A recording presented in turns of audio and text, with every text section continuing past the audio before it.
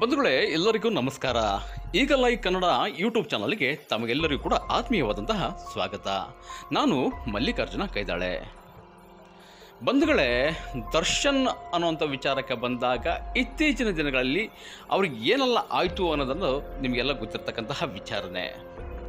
ಆದರೆ ಬರ್ತಾ ಬರ್ತಾ ರಾಯರ್ ಕುದುರೆ ಕತ್ತೆ ಆಯಿತು ಅನ್ನೋ ರೀತಿಯಲ್ಲಿ ದರ್ಶನ್ ಅವರು ಈಗ ಇತ್ತೀಚಿನ ದಿನಗಳಲ್ಲಿ ವರ್ತನೆ ಮಾಡ್ತಾ ಇದ್ದಾರೆ. ಇಡೀ ಕನ್ನಡ ಚಿತ್ರರಂಗದ ಸೇರಿದಂತೆ ಒಬ್ಬ ಪ್ರಮುಖ ನಟನಾಗಿ ಹಾಗೂ ಉತ್ತಮ ಸಿನಿಮಾಗಳನ್ನು ಇಡೀ ರಾಜ್ಯಕ್ಕೆ ಕೊಟ್ಟಂತಹ ಒಬ್ಬ ವ್ಯಕ್ತಿ. ಅಲ್ಲದೆ ಲಕ್ಷಾಂತರ ಅಭಿಮಾನಿ ಬಳಗವನ್ನು ಕೂಡ ಅವರು ಹೊಂದಿದ್ದಾರೆ. ಇಷ್ಟಿದ್ರೂ ಕೂಡ ಇತ್ತೀಚಿನ ದಿನಗಳಲ್ಲಿ, ಅದರಲ್ಲೂ ಪ್ರಮುಖವಾಗಿ ಜೈಲಿಗೆ ಹೋದಂಥ ಸಂದರ್ಭದಲ್ಲಿ ಇವರು ರೌಡಿಗಳ ಸಹವಾಸವನ್ನು ಮಾಡೋಕ್ಕೆ ಮುಂದಾಗಿದ್ದಾರೆ ಅನ್ನೋಕ್ಕಿಂತ ಹೆಚ್ಚಾಗಿ ರೌಡಿಗಳ ಸಹವಾಸವನ್ನೇ ಮಾಡ್ತಾ ಇದ್ದಾರೆ. ಯಾಕೆಲ್ಲ ಬೇಕು ಈ ಥರದ ಒಂದು ಸಹವಾಸಗಳು ದರ್ಶನ್ ಅವರಿಗೆ ಅನ್ನೋದಾದರೆ, ಈ ಹಿಂದೆ ಹಲವಾರು ಪ್ರಕರಣಗಳಲ್ಲಿ ಭಾಗಿಯಾಗಿರ್ತಕ್ಕಂತಹ ವಿಲ್ಸನ್ ಗಾರ್ಡನ್ ನಾಗ ಅನ್ನುವಂತಹ ಕುಖ್ಯಾತ ರೌಡಿಯ ಸಹವಾಸವನ್ನು ಮಾಡಿದ್ದಾರೆ. ಈ ಸಂಬಂಧಪಟ್ಟಂಗೆ ಎಲ್ಲ ಫೋಟೋಗಳು ಈಗ ಸಾಮಾಜಿಕ ಜಾಲತಾಣಗಳಲ್ಲಿ ಹಾಗೂ ಮಾಧ್ಯಮಗಳಲ್ಲಿ ಬಿತ್ತರಾಗ್ತಾ ಇದೆ. ಈ ಹಿಂದೆ ದರ್ಶನ್ ಅಂತ ಕಂಡು ಬಂದಾಗ ಬಹುತೇಕರು ಕೂಡ ತುಂಬಾ ಇಷ್ಟಪಡ್ತಕ್ಕಂತಹ ಒಬ್ಬ ವ್ಯಕ್ತಿಯಾಗಿದ್ದರು. ಆದರೆ ಕೆಲವೊಂದು ಪ್ರಕರಣಗಳಲ್ಲಿ ಅವರು ಸಣ್ಣ ಪುಟ್ಟ ಗಲಾಟೆಗಳನ್ನು ಅಥವಾ ಗದ್ದಲಗಳನ್ನು ಮಾಡಿಕೊಂಡಾಗ ಬಹುತೇಕ ಅಭಿಮಾನಿಗಳು ಇವರನ್ನು ಕ್ಷಮಿಸ್ತಾ ಹೋಗ್ತಾಯಿದ್ರು. ಆದರೆ ಇತ್ತೀಚೆಗೆ ಜೈಲಿಗೆ ಸೇರಿದ ನಂತರದಲ್ಲಿ ಈ ದರ್ಶನ್ ಅವರು ರೌಡಿ ಆಗ್ತಾ ಇದ್ದಾರಾ ಅನ್ನೋಂಥ ಅನುಮಾನ ಕಾಡ್ತಾ ಇದೆ. ಯಾಕೆಂದರೆ ಅವರು ಜೈಲಿಗೆ ಹೋದಂಥ ನಂತರದಲ್ಲಿ ಮನಪರಿವರ್ತನೆ ಆಗುತ್ತೆ ಅಥವಾ ಒಬ್ಬ ಉತ್ತಮವಾದಂತಹ ವ್ಯಕ್ತಿ ಹೊರಗೆ ಬರ್ತಾನೆ ಅನ್ನುವಂಥದ್ದು ಮನೋಭಾವ ಇಡೀ ರಾಜ್ಯದ ಜನರಲ್ಲಿತ್ತು. ಆದರೆ ಅವರ ಮನಸ್ಥಿತಿ ಆಗಿಲ್ಲ.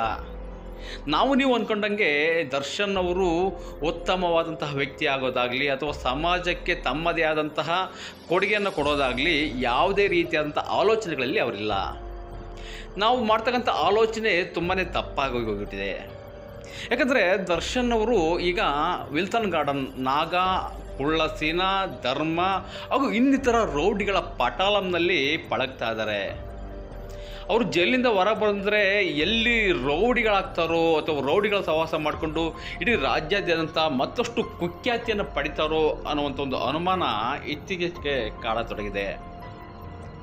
ಜೈಲಿನಲ್ಲೇ ಇದ್ದಂತಹ ವಿಲ್ಸನ್ ಗಾರ್ಡನ್ನಾಗ ಇಡೀ ತಮ್ಮ ಪಟಾಲಮ್ಮ ಕಟ್ಕೊಂಡು ಇಡೀ ಜೈಲನ್ನೇ ತನ್ನ ಹ್ಯಾಂಡ್ ಓವರ್ನಲ್ಲಿ ಇಟ್ಕೊಂಡಿದ್ದಾರೆ. ಅಂದರೆ ಅಲ್ಲಿ ಬೇಕಾದಂಥ ಯಾವುದೇ ರೀತಿಯಾದಂಥ ಸವಲತ್ತುಗಳನ್ನು ಈ ವಿಲ್ಸನ್ ಗಾರ್ಡನ್ ನಾಗರ ಮುಖಾಂತರವಾಗಿ ಜೈಲಿಗೆ ಅಥವಾ ಜೈಲಿನ ಇರತಕ್ಕಂತಹ ಕೈದಿಗಳಿಗೆ ತಲುಪ್ತಾ ಇದೆ.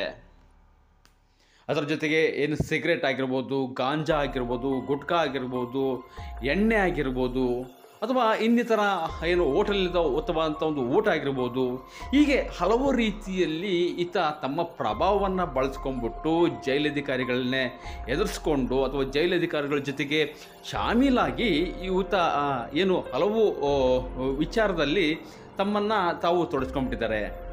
ಇಂಥ ಒಬ್ಬ ವ್ಯಕ್ತಿಯ ಜೊತೆಗೆ ಇವರು ದರ್ಶನ್ ಅವರು ಒಂದು ಸಂಬಂಧವನ್ನು ಬೆಳೆಸ್ತಿದ್ದಾರೆ ಅಥವಾ ಸ್ನೇಹವನ್ನು ಬೆಳೆಸ್ತಿದ್ದಾರೆ ಅನ್ನೋದಾದರೆ ನಿಜಕ್ಕೂ ದರ್ಶನಿಗೆ ಮತ್ತಷ್ಟು ಸಂಕಟ ಅಥವಾ ಸಂಕಷ್ಟ ಎದುರಾಗುತ್ತೆ ಅನ್ನೋದರಲ್ಲಿ ಯಾವುದೇ ಅನುಮಾನವಿಲ್ಲ. ಇನ್ನು ಈತನನ್ನೇ ನಂಬಿಕೊಂಡಂತಹ ಕುಟುಂಬ ವರ್ಗ ಅವರಿಗೂ ಇವನ್ನೆಲ್ಲ ನೋಡಿದಾಗ ಮತ್ತಷ್ಟು ಶಾಕ್ ಹೋಗೋದ್ರಲ್ಲಿ ಯಾವುದೇ ಅನುಮಾನವಿಲ್ಲ.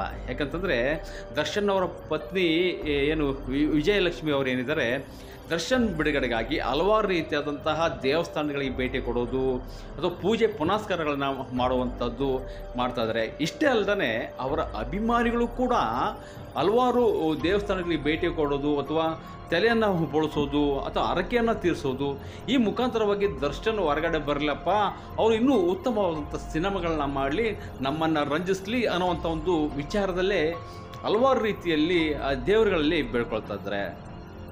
ಆದರೆ ದರ್ಶನ್ ಇವರೆಲ್ಲ ಕೋರಿಕೆಗೆ ಅಥವಾ ಇವರೆಲ್ಲ ಬೇಡಿಕೆಗೆ ತಿರ್ಗಾ ಮುರ್ಗ ಆಗೋ ರೀತಿಯಲ್ಲಿ ಮಾಡ್ಕೊತ ಹೋಗ್ತಾ ಇದ್ದಾರೆ ಅನ್ನೋವಂಥ ಒಂದು ಅನುಮಾನ ಕಾಡ್ತಾ ಇದೆ. ಇಷ್ಟೇ ಆಗಿದ್ದರೆ ಸುಮ್ಮನಾಗೋತ್ತು.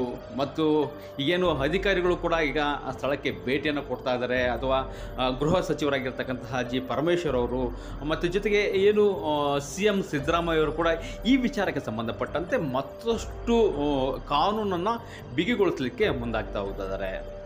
ಜೊತೆಗೆ ಮುಂದಿನ ದಿನಗಳಲ್ಲಿ ದರ್ಶನ್ ಅವರಿಗೆ ಈ ಒಂದು ವಿಚಾರ ಏನಿದೆ, ಅಥವಾ ರೌಡಿಗಳ ಪಟಾಲಂ ಜೊತೆ ಸೇರಿಕೊಂಡು ಅವರ ಸ್ನೇಹವನ್ನು ಬೆಳೆಸ್ತಕ್ಕಂಥದ್ದು ಮತ್ತಷ್ಟು ಸಂಕಷ್ಟ ಎದುರು ಮಾಡೋದರಲ್ಲಿ ಯಾವುದೇ ಅನುಮಾನವಿಲ್ಲ.